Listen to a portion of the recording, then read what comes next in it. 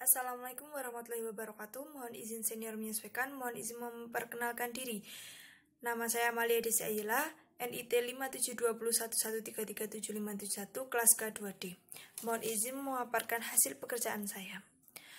Pengertian bea yaitu pungutan negara yang dipakai pada beberapa barang yang diimpor serta diekspor. Sedang untuk pengertian cukai yaitu pungutan negara yang dipakai pada beberapa barang spesifik yang memiliki karakter maupun ciri khas yang diputuskan dalam undang-undang. Pengertian kepabeanan yaitu suatu hal yang terkait dengan pengawasan lalu lintas barang yang masuk atau keluar daerah pabean serta pungutan bea masuk. Pekerjaan pokok Bea Cukai, yaitu Direktorat Jenderal Bea serta Cukai ada di bawah serta bertanggung jawab pada Menteri Keuangan serta dipimpin oleh Direktur Jenderal Bea serta Cukai.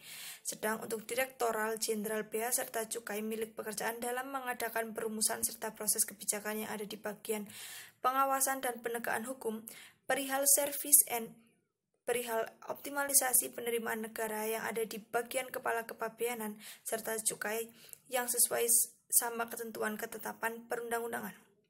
Fungsi Bea Cukai 1. Perumusan kebijakan di bidang penegakan hukum, pelayanan dan pengawasan optimalisasi penerimaan negara di bidang kepabeanan dan cukai. 2. Penyusunan norma standar prosedur dan kriteria di bidang pengawasan penegakan hukum, pelayanan dan optimalisasi penerimaan negara di bidang kepabeanan dan cukai. Tugas pokok dan fungsi imigrasi dikenal juga dengan trifungsi imigrasi. Trifungsi imigrasi ini meliputi 1.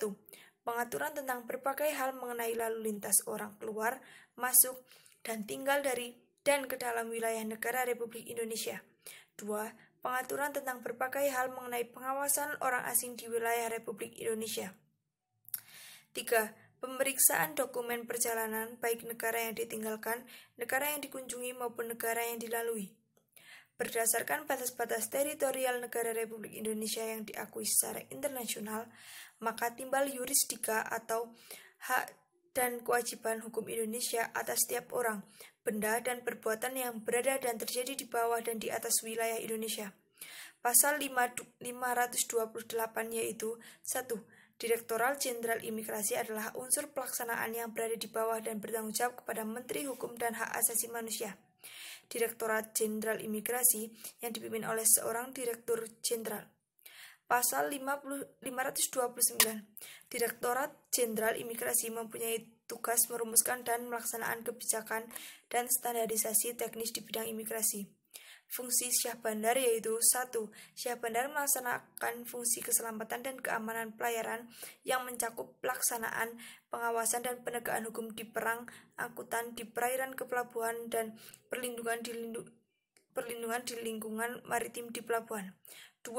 Selain melaksanakan fungsi sebagaimana dimaksud pada ayat 1, Syah Bandar membantu pelaksanaan pencarian dan penyelamatan Search and Rescue atau SAR di pelabuhan sesuai dengan ketentuan peraturan perundang-undangan.